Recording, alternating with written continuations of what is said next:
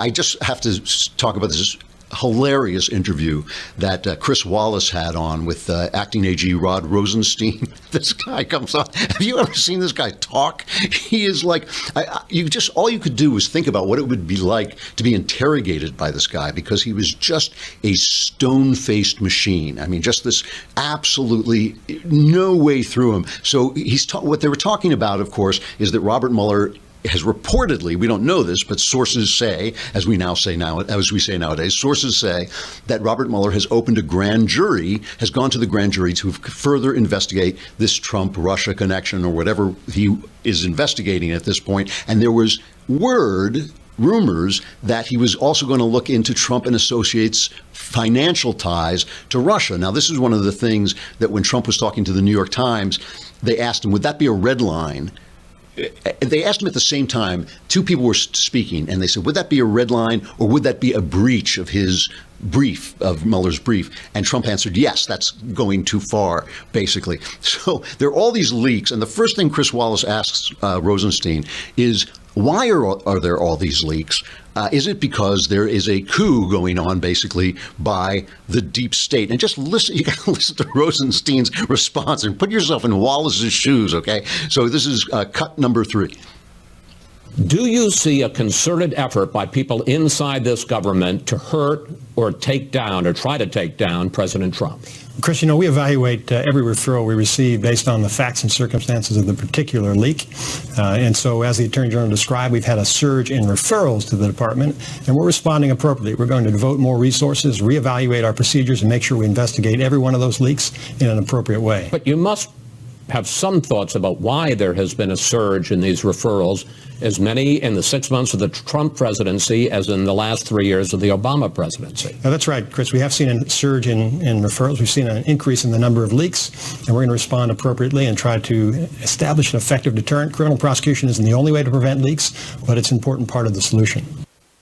He's not giving them anything. He keeps saying, why is this happening? Why are there more leaks? Yes, there are more leaks, and we're going to investigate that. Yes, but why are there more leaks? Well, there are more leaks. You're right, Chris, and we're going to investigate it. Is this a coup by the deep state? Well, there are certainly more leaks, Chris, and we're going to investigate. This guy is a stone. So then he goes on, and he asks him, he won't even talk about, a grand jury is supposed to be secret.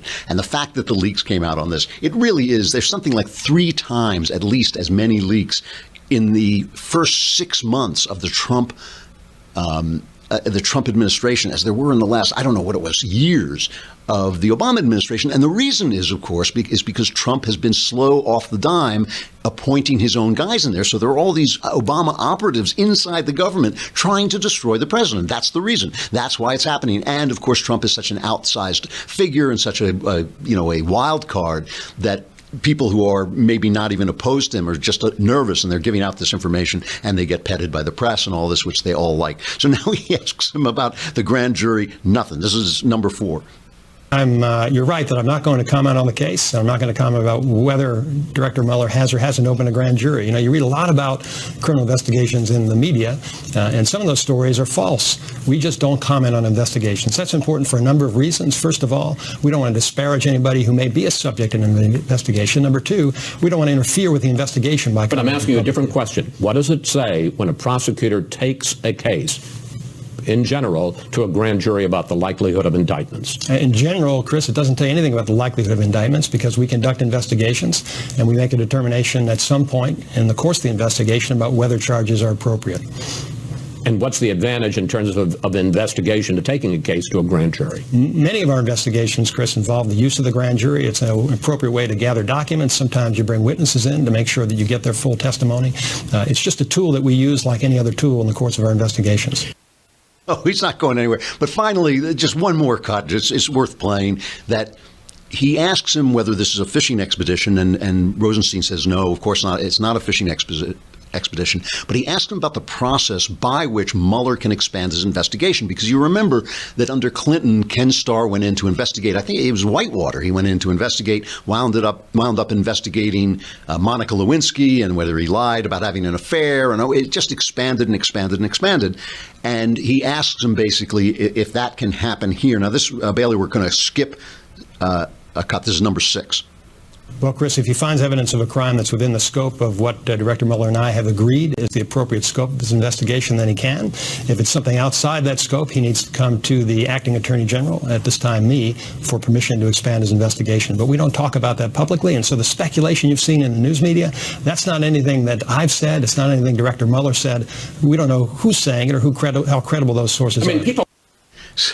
So anyway, Chris Wallace got hit, even by us. I think at the Daily Wire, they said, why didn't he ask him what he would stop him, where he would stop him? And I can tell you, from being a journalist, I can tell you that he just was looking at this thing and thinking, this is going nowhere. I'm sure they had an arrangement before he went on the air that he wasn't going to ask specific questions about specific cases. He did the best he could with a sweat-inducing interview. I mean, you could see Wallace, just his eyes going, and he was so relieved when it was over. He actually reached out and shook his hand. He was grateful for it being over.